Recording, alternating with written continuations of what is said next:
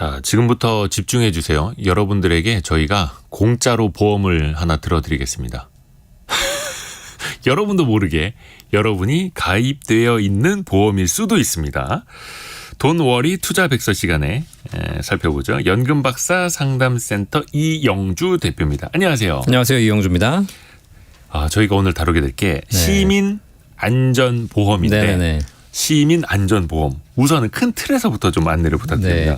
나도 모르게 뭔가 가입돼 있다. 예. 이런 사람들이 사실 좋아하는 게 아니라 나도 모르는 사이에 뭐가 또 돼 있어? 불안한데? 그런 게 혹시 있으실 거잖아요. 그죠? 네네네. 오늘은 그런 내용이 아니고 혜택을 드리는 거니까. 예. 시민안전보험이 뭐냐면 각 지자체, 우리가 지금 대한민국에 사시는 분들은 어느 시든 어느 도든 한 곳에는 속해 있지 않습니까? 네. 주민등록이 되어 있으니까 그 지자체에서 자율적으로 그 지자체에 거주하는 사람들을 위해서 보험사에 가입해 있는 보장 제도라고 보시면 될 것 같아요. 그래서 실제로는 이제 목적은 시도에 거주하시는 분들의 재난, 사고로 인해서 그 시도민의 신체, 생명에 관련된 피해를 좀 보상해 주고자 가입한 보험이 시민안전보험이고요.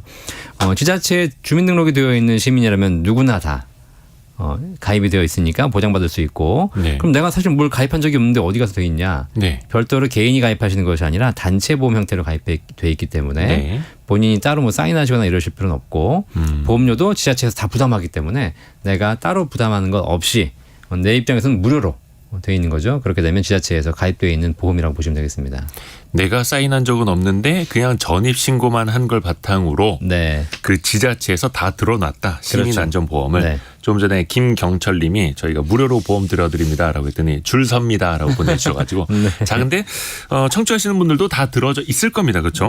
그러면 시민안전보험 다 들어져 있는데 어떤 경우에 우리 시민들이 보험금을 받을 수 있는 겁니까? 우리가 보험이라고 하게 되면 우리가 이제 뭐 상해보험도 있고 암보험도 있고 뭐 사망보험도 있고 여러 개 많이 있으시잖아요. 그런데 이 시민안전보험은 질병에 대해서 보장하는 건 아닙니다.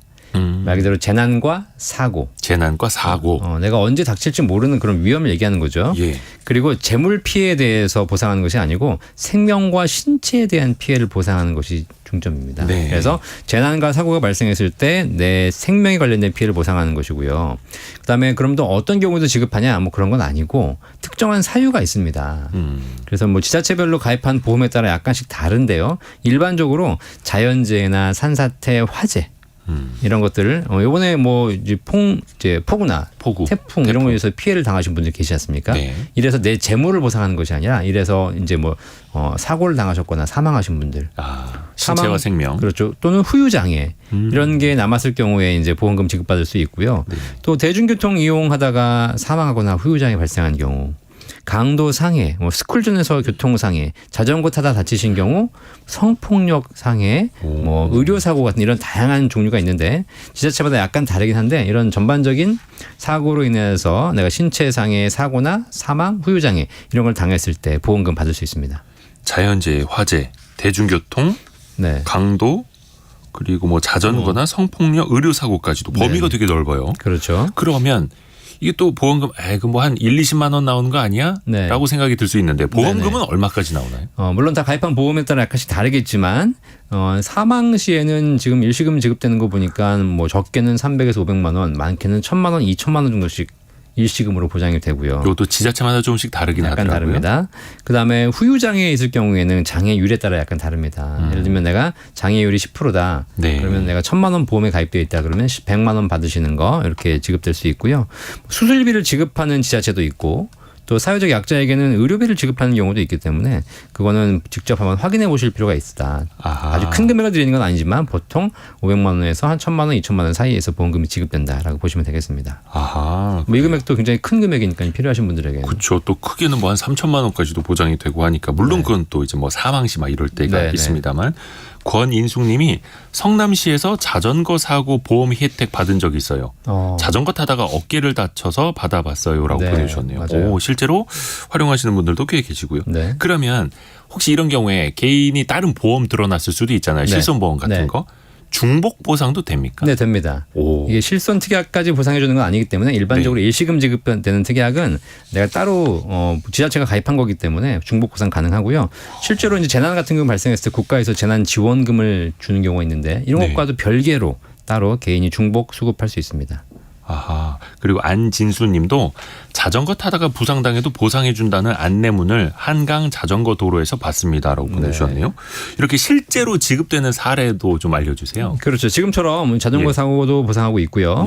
예를 들면 시내버스 타고 가시다가 차가 급회전해가지고 의자에 떨어지셔가지고 골절 다치셨어요. 이런 경우에도 후유장애가 남으면 보험금 받으실 수 있고, 경북 예천에서 있었던 사례인데요. 무더위에 농사 짓다가 쓰러져서 사망하신 경우 있지 않습니까? 최근에 온열 질환으로. 이런 경우에도 한 1,000만 원 정도 사망보험금 지급한 사례가 있고, 여러분 기억하시겠지만 2020년에 이천 물류센터에서 화재가 나가지고 사망하신 분들이 계신데, 그분이 이천에서 사고 당하셨는데 거주지가 대전이셨어요. 네. 근데 대전의 시민안전보험에 사망보험금 2,000만 원이 들어있어서 받으신 사례가 있고요. 네. 또 우리가 잘 알았지만 그 2020년에 그 왜 충남교육청의 교사분들이 네팔에서 등산하시다가 뇌사태가 나가지고 몇 분이 함께 돌아가신 적이 있거든요.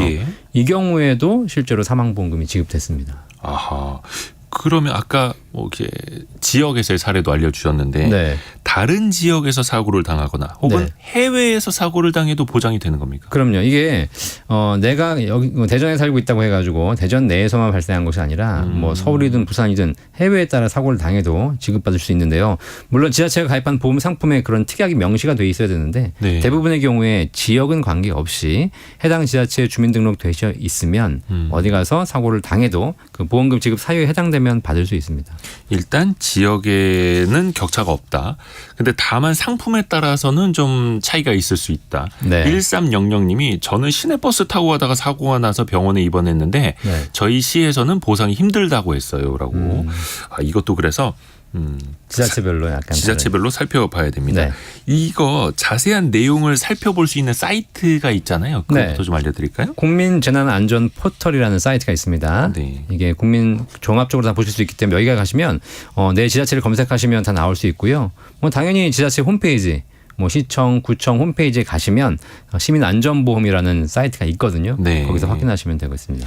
지자체별 시민안전보험 사이트가 있고 국민재난안전포털에서도 확인할 수 있고 확인할 수 있습니다. 중요한 게 이게 보험금 청구하는 방법이라 이거 혹시나 언제까지 받을 수 있는 건지도 좀 알려주세요. 일단 이게 민영보험사에서 가입되어 있는 거기 때문에 일반 보험의 청구 방식과 동일하다고 생각하시면 되고요. 그러니까 내가 만약에 다쳤다 그러면은 해당 보험사나 공제회에 전화하셔가지고 시민안전보험 가입되어 있는지 확인하고 거기다가 청구 서류하고 그다음에 그 시에 거주하고 있다는 주민등록 등본이 필요하잖아요.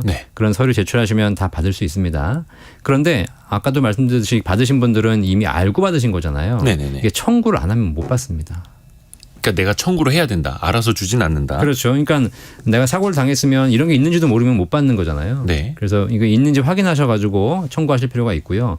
혹시 내가 몰라서 청구를 못했다. 근데 일반적으로 보험금 청구권의 소멸시효가 3년이거든요. 3년이요? 그러니까 3년 이내에 당하신 사고가 있으시면 오늘이라도 확인해 보셔가지고 청구하시면 받을 수 있고요. 근데 그 증빙 자료가 있어야 되겠네요. 그렇죠. 치료를 받은.